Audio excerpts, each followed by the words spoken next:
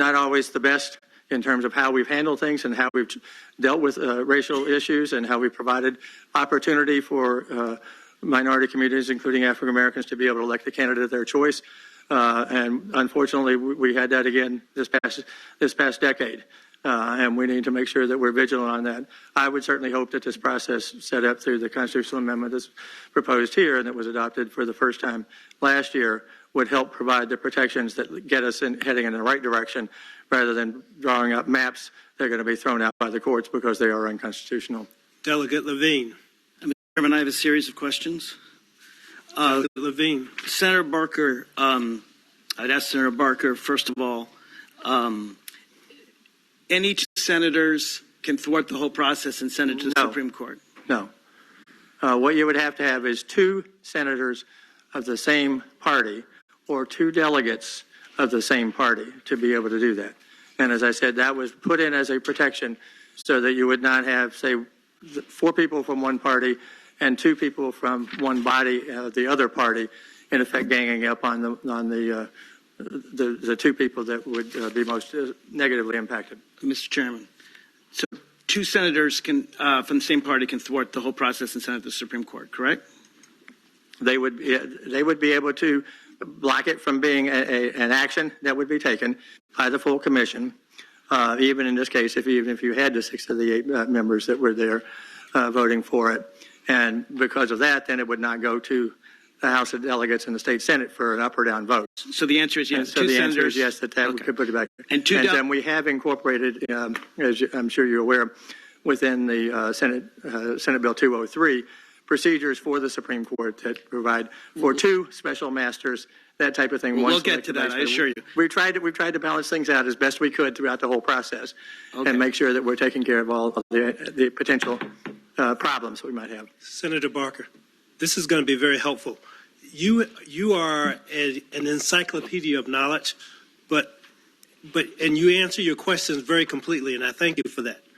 But so much so that probably half of what you say will have already addressed the issue. And what I'm trying to do is get to the people behind us. I agree.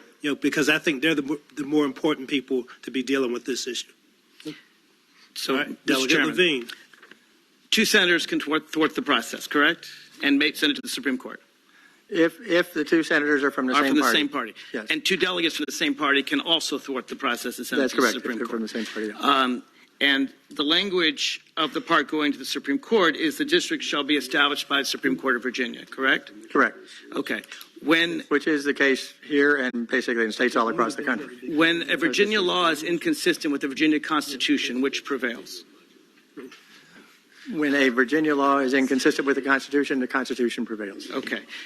So looking only at the constitutional amendment, SJ 18, am I correct to say that there's no prohibition against gerrymandering, apart from racial gerrymandering, which is illegal under federal law, but apart from racial gerrymandering, the constitutional amendment does not prohibit gerrymandering, correct?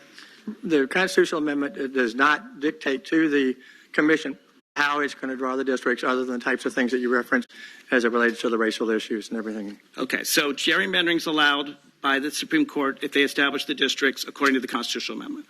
No, what we did pass criteria this year, so there are a number of other additional things that have to be taken into consideration there. They're not part of the constitutional amendment, but they are part of the enactment legislation and the legislation that we've already adopted. So, okay, I'm going to get there.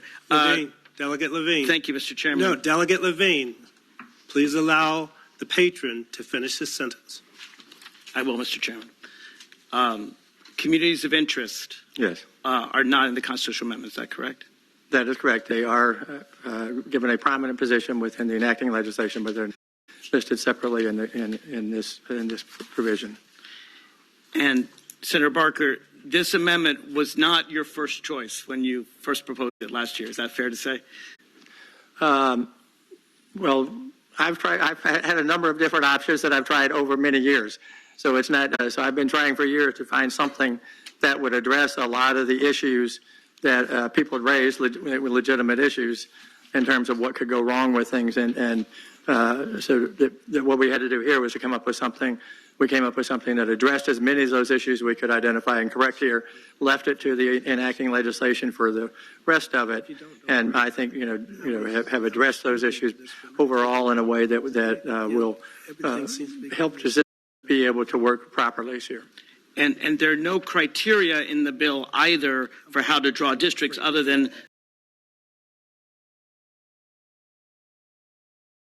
we shouldn't violate federal law. Is that fair to say? Yeah, I mean, there have been criteria in the Constitution all along related to contiguous and compact, but those have not been defined there. So we've had limited criteria within the code in Virginia. So part of what we did was we worked this year to be able to have criteria that would be used next year, regardless of whether it's a constitutional amendment that's setting up a commission or whether there's some other process that was developed if the constitutional amendment did not pass, to be able to apply those criteria regardless of who's drawing the maps. Thank you, Mr. Chairman. At the appropriate time, I would like to speak to the bill. All right, Delegate Cole. Thank you, Mr. Chairman. Just have one question for the patron. If there's a time crunch, I mean, the